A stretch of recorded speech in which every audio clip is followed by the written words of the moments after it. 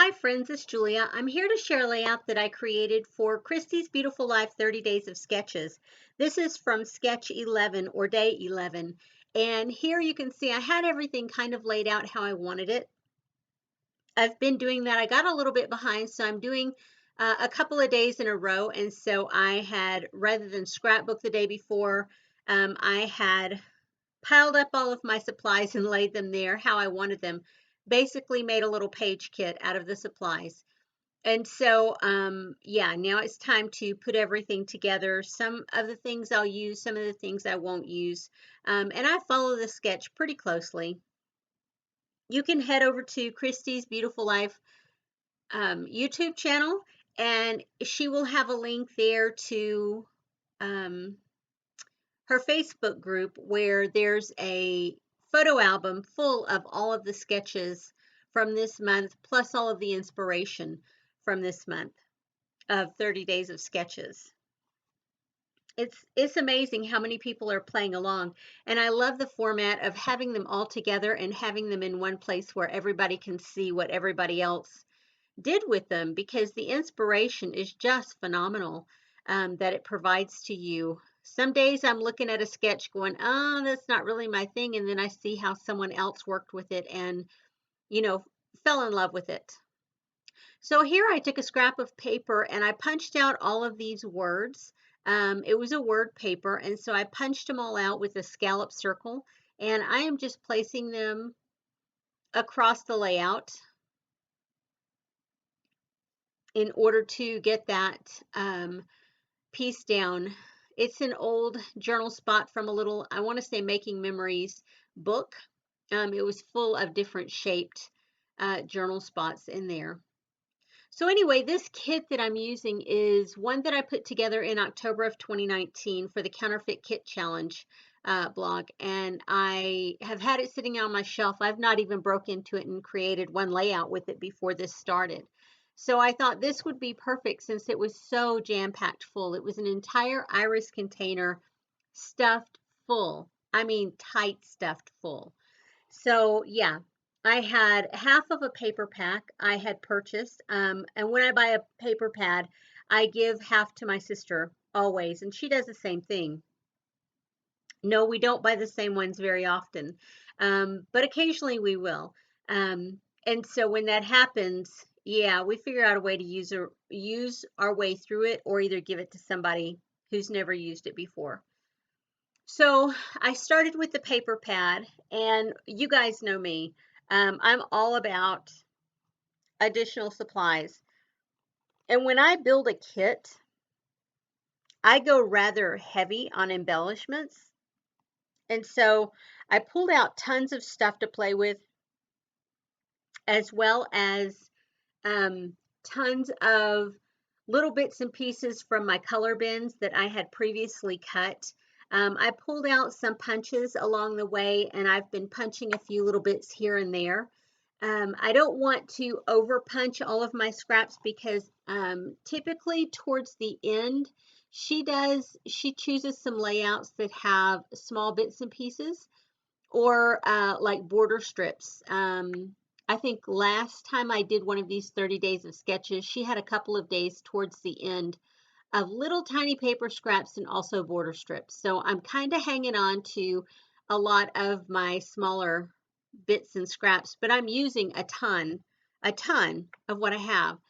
Plus, when I pulled this kit out, I had found some other scraps that I had left over from previous 1 Kit 12 cards, or from previous paper kits that I had put together. And I just threw them all in with this because they matched. Oh, and don't forget, I had 3 6x6 paper pads in here. One of them was pretty much done. I just had the scraps left from it. And then I had 2 additional ones. So I have had absolutely tons to work out of in making the pages that I've made so far, and the ones that I will make, because, you know, 30 days is 30 sketches, is 30 layouts. So I have tons to work with. I'm hoping it will make it through the end of the month, but if not, I do have a couple of other kits that are on my shelf that I have not pulled from. And so in doing this, I revisited this kit from last year to this year. When the October inspiration kit was released on the Counterfeit Kit Challenge blog, I looked at it and I thought, oh, that really doesn't inspire me at all. Not even a little bit. And so I did not choose that one, or to not necessarily choose that one. I will typically pull papers from my stash if I don't have a paper pad that is similar to it, then I will pull stuff from my stash to create a kit as a base. I was not inspired at all by that. I didn't even look through my stash to see if I had anything to match. And then I thought, you know, I still have October of 2019 left. Let me pull this out and see if I can work with it. And actually, you know, if you look at it, there are bits and pieces of this kit from 2019 that I have put together that have the same feels as the recent kit. And I think that's the beauty of counterfeiting kits is, you know, if you have something that is not exactly the same, as long as you have something that has the same feel, um, like for several months in a row, they had different projects that were maybe pink based. And I don't really have, I do have a ton of pink, but like a paper pad or a collection or anything that felt pink based.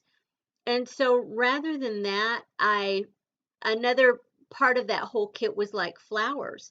And so I thought rather than try and put together something from my stash with flowers, I have a floral feeling kit and or paper pad. When I pull that out to look at it and to see if it would give me the same feel as the inspiration, it did. I had like maybe there was gingham in the inspiration kit, or maybe there were stripes or solids or tiny prints and large prints. I had all of that same stuff in the paper pad that I chose, and it tended to work out okay. And everything went together just beautifully. And then when it was time to work with the kit, I mean, it went together. All of the embellishments worked with the paper that I chose. Everything went well. And when I compared it to what the designers had put together in their kits or what they created on their either their YouTube channels or their blogs, I'm like, well, you know, mine was a good match. It was a good match for me. And I think that's a lot of what counterfeiting does for me. It allows me to use the stash that I have. Granted, that stash may be, you know, 20 years old, and to be able to get it on pages where it doesn't look necessarily 20 years old. Here you can see because I made this a page kit, I went ahead and pulled my title and I used those little stickers, tile stickers, and put them on a piece of wax paper. And I have since learned that if I try to match them up and line them up on the paper, when I peel them off the wax paper, I really don't do that well. And so I just put them all onto the edge of a ruler so that I can get them all put down.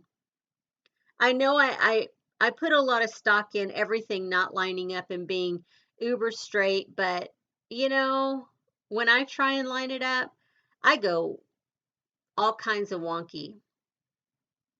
Now these stickers that I'm adding just a touch of glue on, I have had those, I think they're Adorn It brand, and I have had those forever.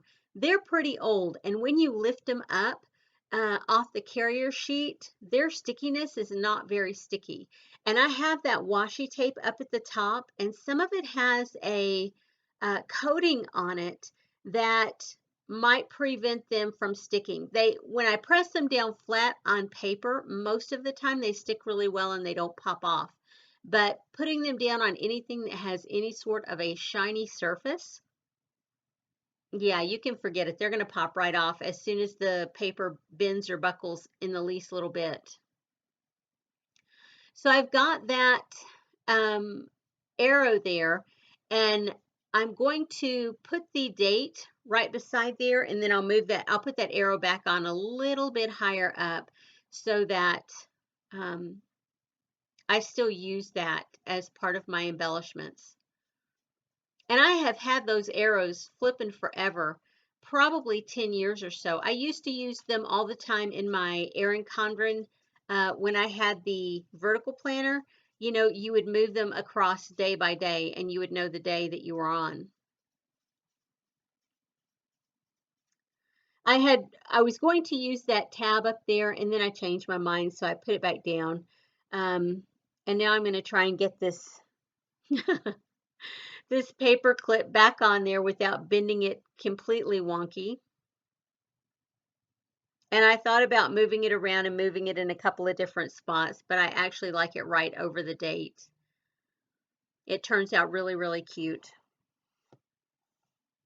So anyway, I have a whole mix of products. Those pink hearts are all ones from my color bins. I love to do that too, is get those color bins out when I'm building my kits and pull in tons of embellishments from there.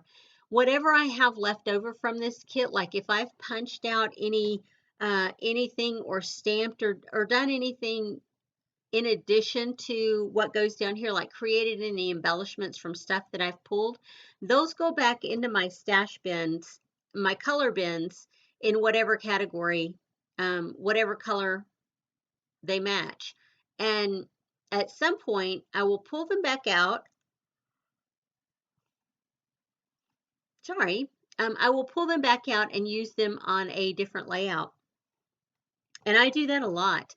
There are circles and hearts and things that I had prepped for a layout probably, I don't know, 10, 12 years ago, those light pastel pink hearts, and never used them or didn't use all of them. And so they went into my color bin and now I'm using them. So that's really nice to be able to get those used up. So now I'm going through and I'm just digging through the stuff that I have over there to the side to see if I'm going to put anything that will fill up that space without being too much. I had some journaling down there, but I didn't have a lot to say other than the puppies run. When they're not eating or sleeping, they're typically running. And that's pretty much all I said about that. So here I'm going to get out my enamel dots, and I've got these enamel arrows, and I'm going to use some throughout the layout in order to do my finishing touches, and then this layout will be done. I do have some close-ups at the end, so if you want to stay tuned for that, feel free to, and you'll see a few close-ups. I don't have too many. 3 or 4 is all. I don't take 101 photos.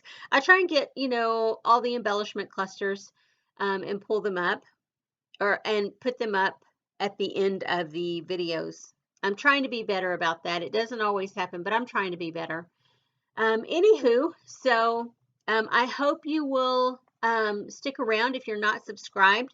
I hope that this will inspire you to subscribe so that you're able to get more of your own stash used up. And I would love it if you would flip me a thumbs up. Not mandatory, not necessary, but I appreciate it when you do. And like I said, if you haven't subscribed, I would love for you to. And if you've been a subscriber for a while, I appreciate you guys. And I thank you so much for continually coming back and watching my videos. And I hope that I inspire you guys to get into your stash and get some of it used up on projects that you love. You bought the stash because you love it and wanted to use it, and you've held on to it for the same reason. So I hope this inspires you to get in there, get it pulled out, get it onto a page, and get it into a scrapbook so that, you know, hopefully your friends and family can sit down and look at your books and enjoy the stories that you have to tell on your scrapbook pages, because that's really what it's all about, right? Is sharing our stories through art, basically, whether it is putting paper together or doing mixed media or whatever it is that you do, just capturing the story and sharing those stories with our families. Here I'm adding a final few touches with these wood veneer parts. And yeah, I'll be done. Anyway, guys, like I said, I appreciate you being here, and I will see you guys on the next layout. Have a great day, everyone. Bye bye.